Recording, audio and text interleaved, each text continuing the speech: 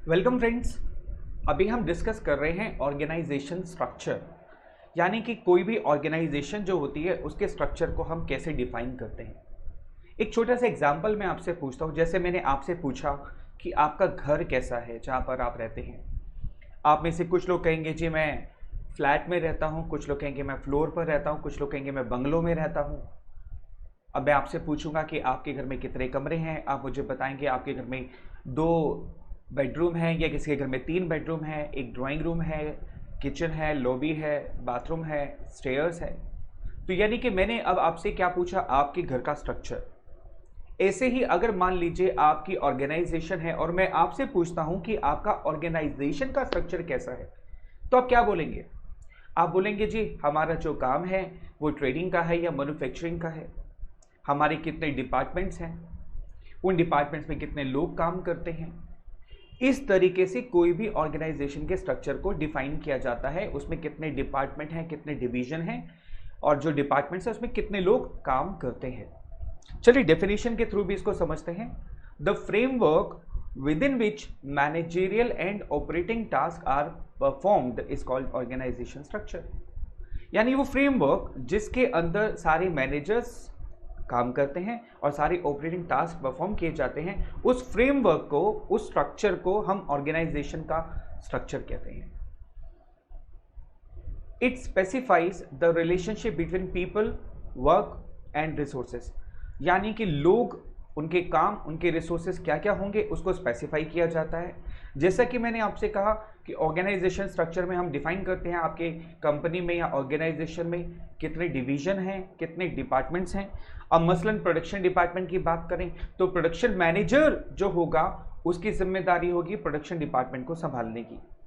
ठीक है, तो उसके जितने भी रिसोर्सेज होंगे प्रोडक्शन से रिलेटेड वो कौन मैनेज करेगा? प्रोडक्शन मैनेजर, यानी प्रोडक्शन डिपार्टमेंट का हेड। फिर हम ये पूछेंगे कि प्रोडक्शन डिपार्टमेंट में कितने लोग काम करते हैं। May be 200, may be 2000, may be 20। तो इससे हमें पता चलता है ऑर्गेनाइजेशन स्ट्रक्चर कैसा है। द स्पैन, स्पैन का मतलब होता है नंबर ऑफ सबऑर्डिनेट्स। मेरी बात समझ रहे हो? मैंने अभी स्पेसिफाई किया आपसे।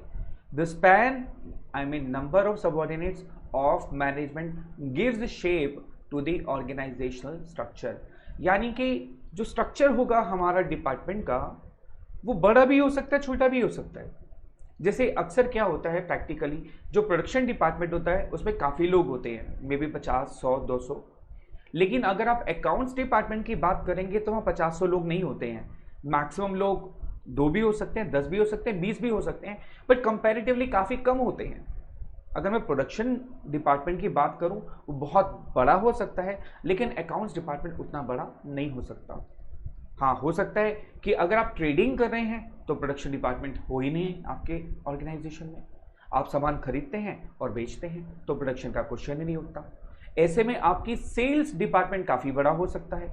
यानी कि स्पैन, यानी नंबर ऑफ सबऑर्डिनेट्स कितने हैं, उससे एक ऑर्गेनाइजेशन स्ट्रक्चर को डिफाइन किया जाता है। उसमें कितनी शेप्स हैं, कितना बड़ा साइज है, कौन सा डिपार्टमेंट बड़ा है, कौन सा छोटा है, ये किससे डिफाइन होगा? ऑर्गेनाइजेशन स्ट्रक्चर से और नंबर ऑफ सबऑर्डिनेट्स, यानी कि एक डिपार्टमेंट में कितने लोग काम करते हैं।